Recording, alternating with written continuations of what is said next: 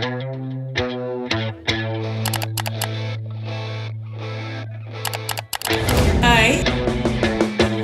Namaskaram. Namaskaram. Namaskaram. Namaskaram. Namaskaram.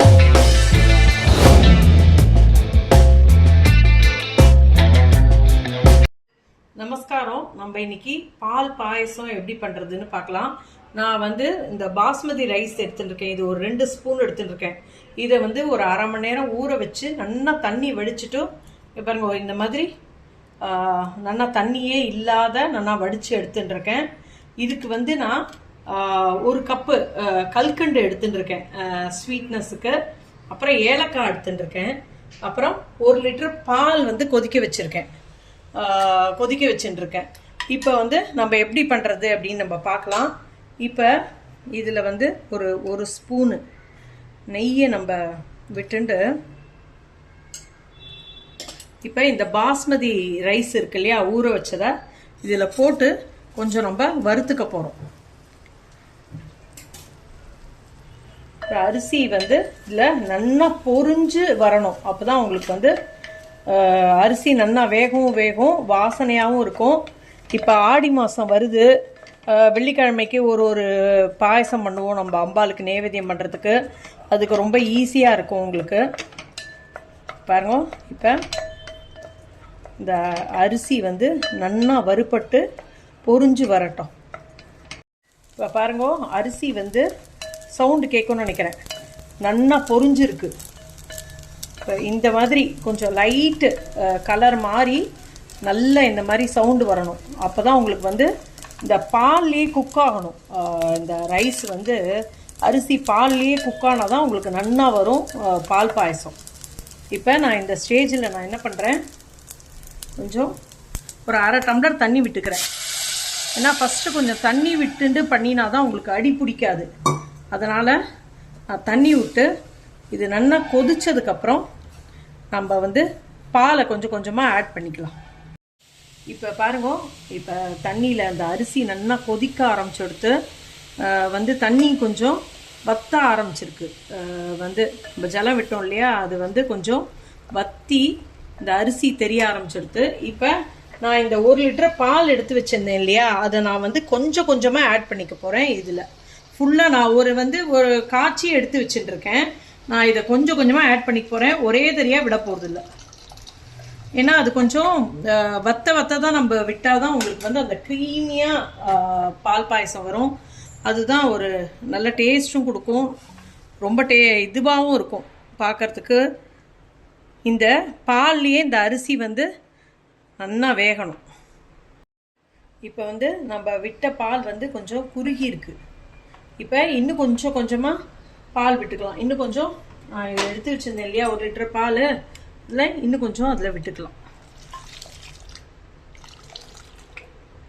அது அப்படியே கம்மியாகி குறுகி வரும் உங்களுக்கு. அப்போ தான் நம்ம கொஞ்சம் கொஞ்சமாக சேர்த்தா தான் உங்களுக்கு சீக்கிரம் ஆகும். அது கம்மியாகி இந்த சைடெல்லாம் அப்பப்போ கொஞ்சம் கலரி விட்டுக்கணும். இப்போ பாருங்கள், நல்ல வாசனை வருது. நல்ல பால் வத்திண்டு வருது. நீங்கள் இங்கே சைடெல்லாம் நம்ம அப்படியே எடுத்து விட்டுட்டே வரணும். ஏன்னா பாருங்களேன், அந்த ஏடெல்லாம் சேர்ந்துட்டு வரும். இப்போ நான் எந்த ஸ்டேஜில் நான் இன்னும் கொஞ்சம் பால் விடுறேன் அப்படின்னா, இங்கே பார்த்தேன்னா தெரியும், இந்த அரிசிலாம் தெரிய ஆரம்பிச்சிடுது. பாருங்க, சாதம் நம்ம போட்டோம் இல்லையா, அரிசி அது அதில் குக்காகி நல்லா வெந்து வரணும். அப்போ தான் உங்களுக்கு அந்த க்ரீமி கன்சிஸ்டன்சி கிடைக்கும். இப்போ நான் அடுத்த செட்டு பாலை இதில் விட்டுக்கிறேன்.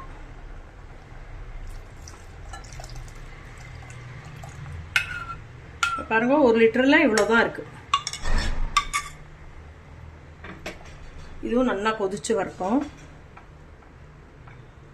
இந்த மாதிரி நம்ம பண்ணுறதுனால என்னென்னா சீக்கிரம் கொதிச்சிடும், சீக்கிரமாகவும் ஆகிடும். கொஞ்சம் கொஞ்சமாக விடுறதுனால உங்களுக்கு சீக்கிரம் கொதிச்சு சீக்கிரமாக பாயசம் ரெடி ஆகிடும். இப்போ பாருங்க, இப்போ அரிசி நல்லா தெரியறது. நல்ல பால் நல்லா சுண்டி போயிருக்கு. இப்போ நீங்கள் பார்த்தீங்கன்னா பாருங்க, சாத்தை இப்படி தொட்டு பார்த்தோன்னா அப்படியே தொட்டாலே மசியறது. இந்த ஸ்டேஜ் வந்திருக்கு. இப்போ நம்ம கடைசியாக வச்சுருந்தோம் இல்லையா, இந்த இவ்வளோ தான் இருக்குது பால். இன்னும் ஒரு டம்ளர் இருக்கும். இந்த பாலையும் நம்ம விட்டுண்டு நம்ம இதையும் நல்லா கொதிக்க வச்சுக்கலாம். இது நல்லா கொதிச்சதுக்கப்புறம் நம்ம வந்து கல்கண்டு சேர்த்துக்கலாம். சர்க்கரையை விட கல்கண்டு போட்டுட்டா ரொம்ப நல்லாயிருக்கும் பால் பாயசத்துக்கு. நான் வந்து நார்மல் நந்தினி பால் தான், அதாவது என்னன்னா இந்த ரெட்டு கலர் நந்தினி பால் தான் நான் யூஸ் பண்ணியிருக்கேன். நான் க்ரீம் மில்கெல்லாம் யூஸ் பண்ணல, நந்தினி பால் தான் யூஸ் பண்ணிருக்கேன். உங்களுக்கு பசும்பால் கிடச்சிதுன்னா பசும்பால் யூஸ் பண்ணிங்கோ. இப்போ வந்து இதுவும் நல்லா கொதிச்சு வரட்டும். வந்தோடனே நம்ம வந்து கல்கண்டை சேர்த்துக்கலாம்.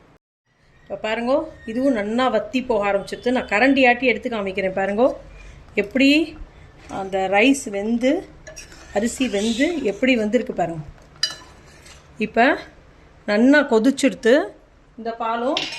இப்போ நம்ம இந்த ஸ்டேஜில் நான் ஒரு கப்பு கல்கண்டு தான் எடுத்துகிட்டு இருக்கேன். ஏன்னா சுகரை விட கல்கண்டு தான் ரொம்ப டேஸ்ட் கொடுக்கும் பால் பாயசத்துக்கு.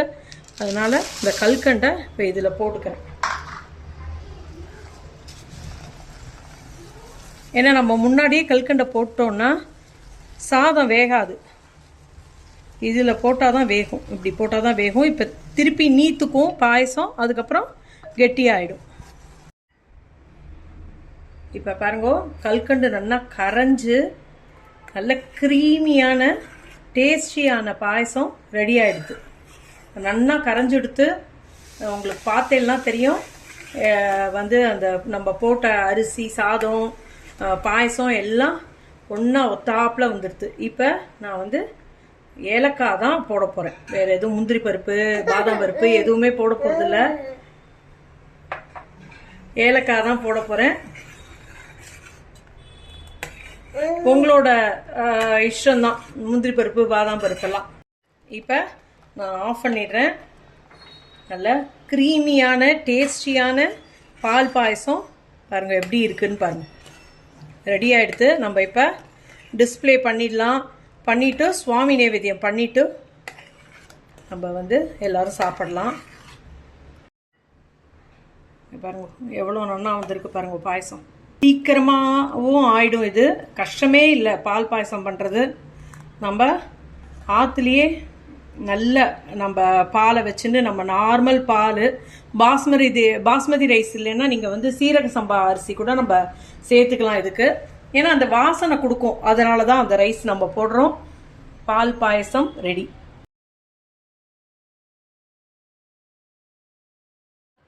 இப்போ இது வந்து நேந்திரம்பழம் மசிச்சு வச்சிருக்கு. இதோட இந்த பப்படாத்தையும் வந்து நல்லா நறுக்கி போட்டுண்டு இந்த பாயசத்தையும் விட்டுண்டு சாப்பிட்டா ரொம்ப டேஸ்ட் பிரமாதமாக இருக்கும். அவ்வளோ அமிர்தமாக இருக்கும். பாருங்க எவ்வளோ நல்லா வந்திருக்கு பாருங்க. பால் பாயசம் பண்ணி பார்த்துட்டு எப்படி இருந்ததுன்னு சொல்லுங்க.